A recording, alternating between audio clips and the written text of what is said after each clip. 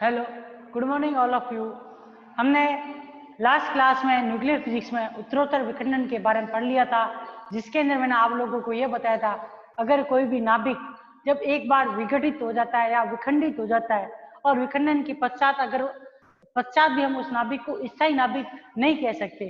इसका कारण क्या होता है? इसका कारण उसमें पाए जाने वाला रेडियोधर्मी गुण होता है, क्योंकि रेडियोधर्मी नाभिक तब तक विखंडित होता है जब तक कि वो किस अवस्था को प्राप्त न कर लेता है, स्थायी अवस्था को प्राप्त नहीं कर लेता है। तो उत्तरोत्तर विखंडन के बारे में मैंने आप लोगों को यह बताया था, अगर कोई रेडियोधर्मी नाभिक एक बार विखंडित होना स्टार्ट होता है तो वो तब तक विखंडित होता है जब तक कि वो किस अवस्था को प्राप्त न कर ले, अपने स्थायी अवस्था को प्राप्त न कर ले। तो इस प्रकार के विखंडन को हम कैसा विखंडन बोलेंगे? उत्तरोत्तर विखंडन बोलते हैं। उत्तरोत्तर विखंडन बोलते हैं उसको हम। कैसा विखंडन बोलते हैं? उत्तरोत्तर विखंडन, जिसके अंदर कोई भी रेडियोधर्मी नाभिक एक बार विखंडित होना स्टार्ट होता है तो वो तब तक विखंडित होता है जब तक वो किस अवस्था को प्राप्त नहीं कर लेता है, अपनी स्थायी अवस्था को प्राप्त नहीं कर लेता है। तो इस प्रकार के विखंडन को हम कैसा विखंडन बोलेंगे? उत्तरोत्तर विखंडन बोलेंगे। इस विखंडन के अंदर हमने किसको पढ़ा था? रेडियो एक्टिव वर्दी तथा हास, अभी जैसे हम सह बोलते हैं उसके बारे में हमने लास्ट क्लास में पढ़ा था, जिसके अंदर मैंने आपको यह बताया था अगर हम मान लो कोई भी रेडियो एक्टिव नाभिक ले रहे या तत्व ले रहे, वो अलग अलग 3 नाभिकों या 2 नाभिकों में और विखंडित होता है। किससे? सैंपल ए से बी में और बी से सी में विखंडित होता है। विखंडन के दौरान उसके अंदर क्या होता है? नाभिकों के अंदर स्टार्टिंग में तो इस नाभिक के अंदर सबसे मैक्सिमम सक्रिय नाभिकों की संख्या होती है t बराबर 0 पर, लेकिन जैसे ही t बराबर t समय पे हम जाते हैं तो ये नाभिकों के अंदर क्या होता है? विखंडन स्टार्ट होता है तथा सक्रिय नाभिकों की संख्या एक से दूसरे के अंदर क्या हो जाती है? बनना शुरू हो जाती है या बदलना शुरू हो जाती है। पहला विखंडित होता है तो उसके अंदर से क्या होता है? कुछ नाभिक बी में जाते हैं, और दूसरा विखंडित होता है तो उससे कुछ नाभिक सक्रिय नाभिक किस में चले जाते हैं? सी के अंदर विखंडित हो जाते हैं। तो इस विखंडन के दौरान हमने क्या किया था, आप लोगों को मालूम हो तो t बराबर 0 के ऊपर समय पर क्या हो जाएगा? एन ए या फिर ए नाभिक के अंदर सक्रिय नाभिकों की संख्या क्या हो जाती थी? एन नॉट ई की पावर माइनस के लैम्बडा एटी। विघटन के रेडियस रदरफोर्ड सोडी के नियम से तो इस के अंदर सक्रिय नाभिकों की संख्या एन ए बराबर क्या हो जाएगी? एन नॉट ई की पावर माइनस के लैम्बडा एटी के बराबर होती है। लेकिन अगर t बराबर t समय पे देखें तो यही रेडियो सक्रिय नाभिक क्या हो रहा है? बी तथा सी के अंदर भी विखंडित होता है। तो उसके लिए भी हमने बी रेडियो जो नमूना बी हमें मिल रहा है t बराबर t समय पे, तो उस नमूने के अंदर भी हमने क्या किया था? सक्रिय नाभिकों की संख्या ज्ञात की थी। तो उसका जो मान प्राप्त हुआ था वो एन बी बराबर क्या प्राप्त हुआ था?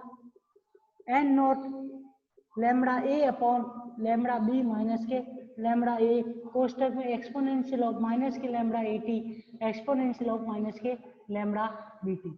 इसमें आप देख रहे हो एक धनात्मक टर्म है जो कि किसको प्रदर्शित करेगी? रेडियो सक्रिय वर्दी को। दूसरी किसको प्रदर्शित करेगी? सह को प्रदर्शित करेगी। मतलब एक ही समय t बराबर t समय पे आप देखोगे तो ए नमूना किसमें विखंडित होता है? बी में, तथा वही बी का बी नमूना वही उसी समय बी के ऊपर क्या होता है? उसी समय टी के ऊपर क्या होता है? बी नमूना भी किसमें विखंडित हो रहा होता है? सी में विखंडित हो रहा होता है। इस वजह से इस समीकरण जो ये समीकरण एन बी की समीकरण है उसमें क्या है? टी बराबर टी समय पर ए के विखंडित होने से बी के अंदर जो सक्रिय नाभिकों की संख्या के अंदर वृद्धि जो होती है उसमें कौन सा टर्म प्रदर्शित करेगा? वो ए टर्म या जो धनात्मक टर्म है वो क्या करेगा? ए से बी के अंदर विखंडन के दौरान बी के अंदर सक्रिय नाभिकों की संख्या के अंदर वृद्धि को प्रदर्शित करता है। उसी प्रकार से बी का सी में विखंडन होने पे t बराबर t समय पर जो नाभिक सी प्राप्त होता है या नमूना सी प्राप्त होता है उसके अंदर रेडियोधर्मी सक्रिय नाभिकों की वृद्धि या फिर बी के अंदर रेडियोधर्मी सक्रिय नाभिकों की जो कमी होती है या विखंडन होता है उसको कौन सा टर्म प्रदर्शित करेगा? सेकंड टर्म प्रदर्शित करेगा। और हमने इनके लिए जो ग्राफ खींचा था सक्रियता के लिए, वो ग्राफ किस प्रकार से प्राप्त होगा? नमूने ए के लिए तो ये ग्राफ क्या होगा? रेडियो विघटन या रदरफोर्ड सोडी के विघटन नियम की तरह ही वो ग्राफ प्राप्त होगा, जो कि t बराबर अनंत समय पे क्या हो जाएगा? पूर्ण रूप से विखंडित होगा। ये क्या है? नमूने ए के लिए विघटन का ग्राफ है सक्रिय नाभिकों के लिए।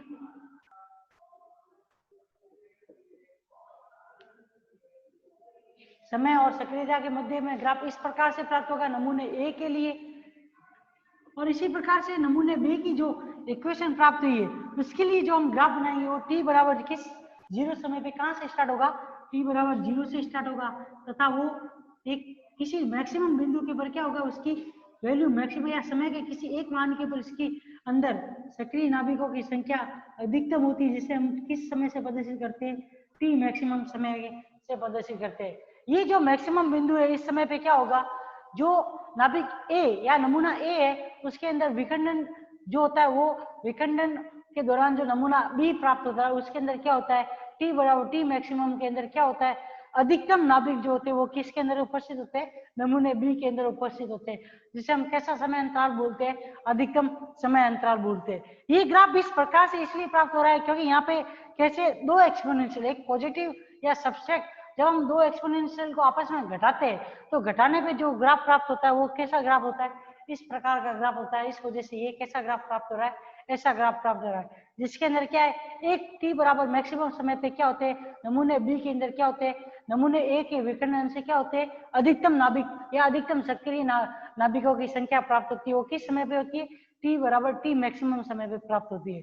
तो ये भी क्या होगा, नमूने बी के अंदर सक्रिय नाभिकों की संख्या के लिए ग्राफ होगा।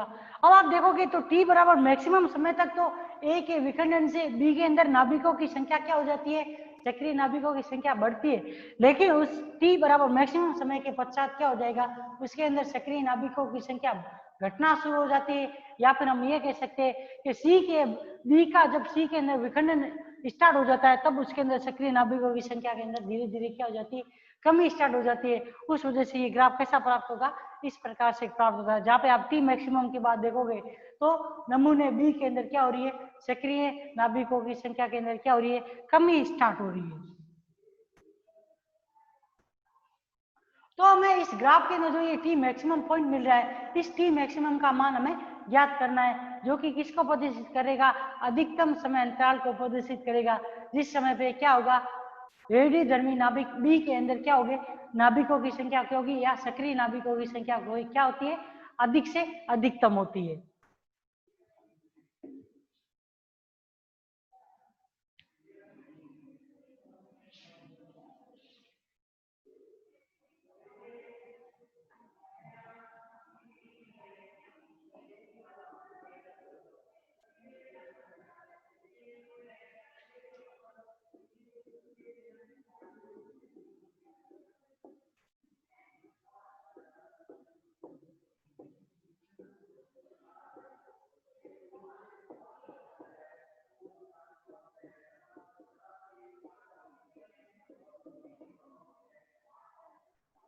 अधिकतम समय अंतराल या ऐसा समय अंतराल, या फिर हम इसकी डेफिनेशन ये कह सकते हैं, वह समय अंतराल जिस दौरान ए के विखंडन से जब बी नाभिक का निर्माण होता है, तो उस दौरान बी के अंदर जब ए के विखंडन से आए सक्रिय नाभिकों की संख्या अधिक से अधिकतम होती है, तो उस समय अंतराल को हम कैसा समय अंतराल बोल सकते हैं, अधिकतम समय अंतराल। या फिर सिंपल फॉर्मेट में हम ये कह सकते हैं कि वह समय अंतराल जिसमें नमूने बी के अंदर सक्रिय नाभिकों की संख्या क्या होती है, अधिकतम होती है, तो उस समय अंतराल को हम कैसा समय अंतराल बोलेंगे, अधिकतम समय अंतराल बोलते हैं। ये भी हम कह सकते हैं नॉर्मल रूप के अंदर या नॉर्मल परिभाषा के रूप में हम इस प्रकार से भी हम बोल सकते हैं। तो इसकी डेफिनेशन हम ऐसे लिख सकते हैं कि वह समय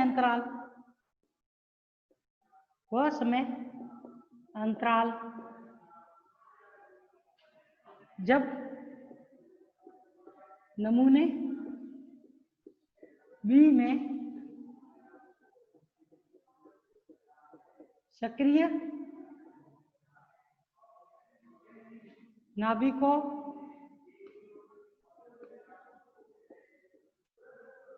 की संख्या क्या होती है, अधिकतम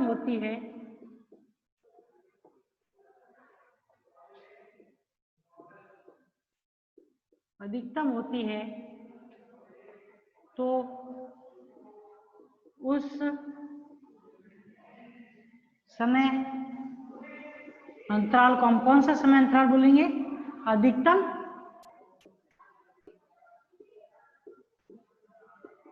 समय अंतराल टी मैक्सिमम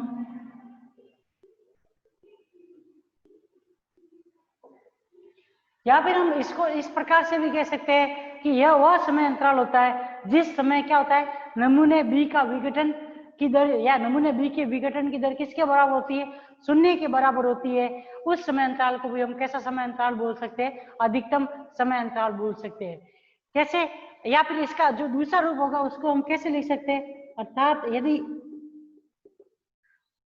नमूने बी में विघटन की दर किसके बराबर है? 0 के बराबर है। D N B upon D T किसके बराबर हो जाए? 0 के बराबर होती है। और ये जिस समय पे होती है उस समय अंतराल को हम कौन सा समय अंतराल बोलेंगे? अधिकतम समय अंतराल। जहां पे टी किसके बराबर होगा? किसके हो जाएगा?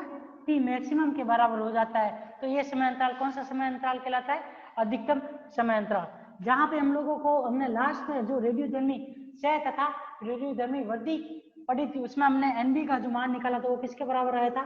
N naught lambda A upon lambda B minus के lambda A of exponential of minus के lambda A T exponential of minus के लैम्बडा बी टी। इस मान को हम कौन से समीकरण में रखेंगे? इस समीकरण में रखेंगे तब हमें पता चल जाएगा कि अधिकतम समय अंतराल का मान क्या है, या वह समीकरण कौन सी है, या उस समीकरण से हम क्या निकाल सकते हैं? अधिकतम समय अंतराल निकाल सकते हैं जिस समय पर नमूने बी में क्या होगी?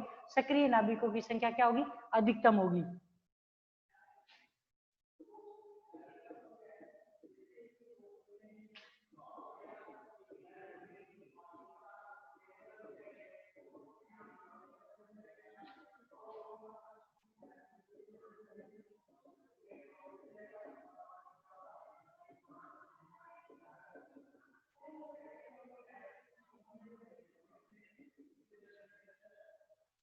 अब यहां से आप देखोगे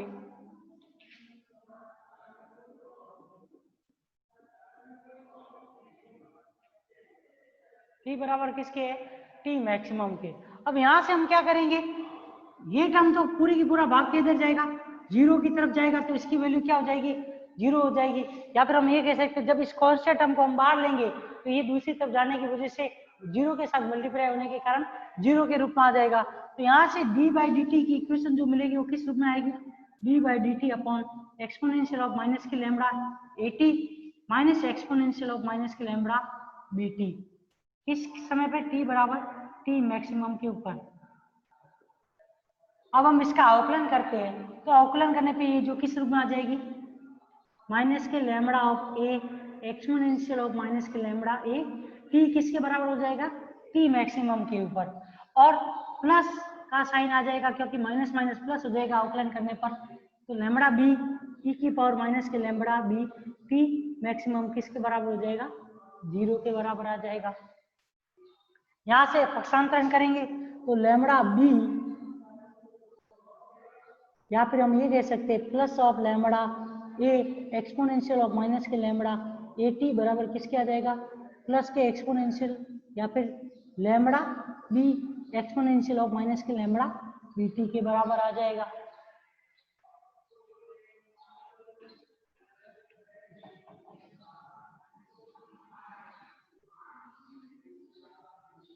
इस इक्वेशन को हम जब आगे की तरफ सॉल्व करेंगे तो यहां से क्या प्राप्त होगा? एक्सपोनेंशियल ऑफ माइनस के lambda A T upon exponential of minus के लैम्बडा बी टी बराबर किसके आ जाएगा? लैम्बडा बी अपॉन लैम्बडा ए के बराबर आ जाएगा। यहां से आगे और सॉल्व करेंगे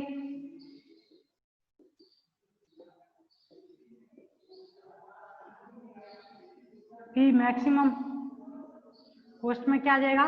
लैम्बडा बी माइनस के लैम्बडा ए बराबर लैम्बडा बी अपॉन लैम्बडा ए आ जाएगा। लॉग या एक्सपोनेंशियल हटाएंगे तो दूसरी तरफ क्या आ जाएगा? लॉग आ जाएगा। तो टी मैक्सिमम बराबर कोष्टक में क्या आ जाएगा? लैम्बडा बी माइनस के लैम्बडा ए बराबर log of lambda B upon lambda A. तो टी मैक्सिमम बराबर क्या हो जाएगा? टी मैक्सिमम बराबर आ जाएगा आपके 1/λ minus lambda A, log of λ/b/λ A. इस समीकरण से हमें क्या पता चल रहा है? इस समीकरण से हमें ये पता चल रहा है कि जो नाभिक विखंडित हो रहा है और जो नाभिक बन रहा है, या जो नमूना विखंडित हो रहा है और जो नमूना बन रहा है, उन दोनों नमूनों के अगर हमें श्याम गुणांक के बारे में मालूम हो तो हम क्या कर सकते हैं? नमूने बी के अंदर क्या कर सकते हैं? अधिक से अधिकतम नाभिकों की संख्या किस समय पे होगी, उस समय का मान हम क्या कर सकते हैं? इस समीकरण की सहायता से उस समीकरण या फिर उस नाभिक के अंदर अधिक से अधिकतम नाभिकों की संख्या किस समय पे होगी, उस समय का मान हम क्या कर सकते हैं? ज्ञात कर सकते हैं। तो समय का मान ज्ञात करने के लिए हमें किसका आवश्यकता होगी? श्याम गुणांक। नमूने ए तथा नमूने बी दोनों के श्याम गुणांकों के बारे में हमें मालूम होगा तो हम उस समय अंतराल को हम क्या कर सकते हैं? ज्ञात कर सकते हैं। अब हम जो कल की नेक्स्ट क्लास जो होगी उसमें क्या पढ़ेंगे? 3 जो साम्यावस्था है, आदर्श साम्यावस्था, जिसके ऊपर हम अलग अलग समय के ऊपर जो नमूने बी का विघटन है, उस विखंडन की दर है जो वो क्या होगी? शून्य होगी, नेगेटिव होगी या पॉजिटिव होगी, उसकी वैल्यू ज्ञात करेंगे। किस समय के ऊपर पॉजिटिव होगी, किस समय पे नेगेटिव होगी, वो कंडीशन पता करेंगे। और उसके पश्चात हम क्या करेंगे?